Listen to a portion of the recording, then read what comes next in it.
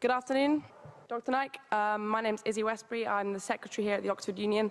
I have a very short question to ask. You talk about the hijab being something that serves to protect a woman.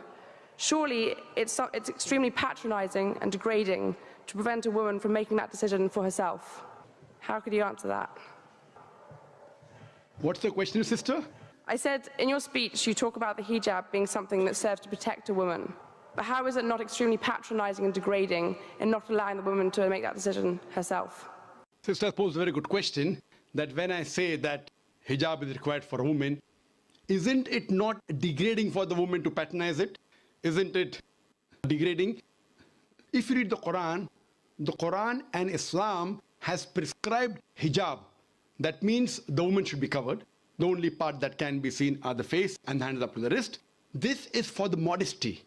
And it is not only mentioned in the Quran, it is also mentioned in the Bible.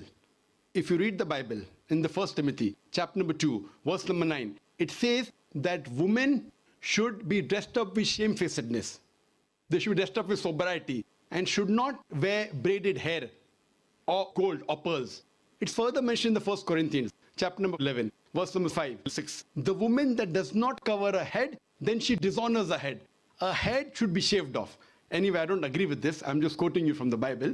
Same way, if you go to the Vedas, it says that the woman should cover the head. So all the religious scriptures, they talk about the woman covering their head. It is for modesty.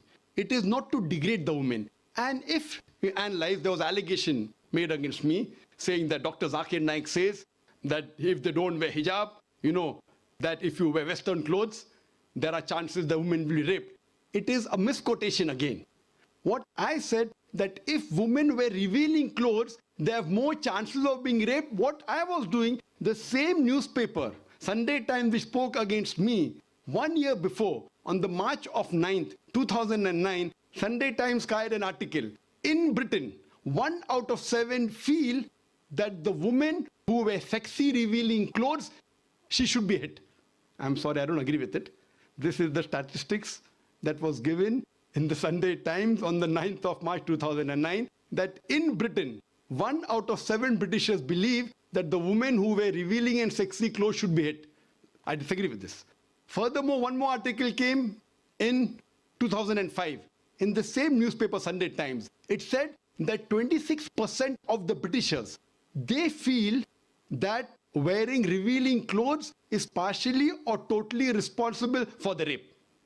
So what I say, that the more modest you are dressed up, you are respected more. So Islam has prescribed the modest hijab for the woman, not to degrade her but to uplift her.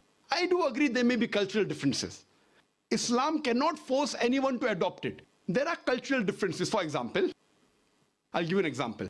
That some societies, what they feel, that even looking at a woman is immodest. Some societies feel looking is no problem, but touching a woman is immodest.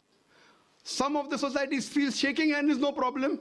Some societies feel kissing no problem. Some societies feel doing anything as long as both agree is no problem.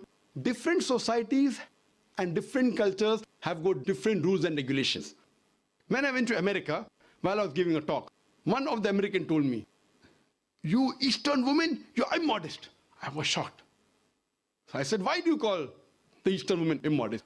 He told me, "You Eastern women, you expose your belly." So in America and Western country, exposing belly is immodesty. In India, exposing belly is not immodesty, wearing shorts is immodesty. So what I've realized, sister, there's different culture, there's different system. Islam cannot force anyone to adopt. It's clearly mentioned in the Quran in Surah Baqarah, chapter number 2, verse number 256, La ikraha fid din, there is no compulsion in religion. But if some women want to adopt the hijab because they feel modest and they feel respected, I feel no other woman should disagree. And when I've been to UK, I've seen hundreds and thousands of women who do cover their hair and who feel that they are uplifted because of this modesty. Hope that answers the question.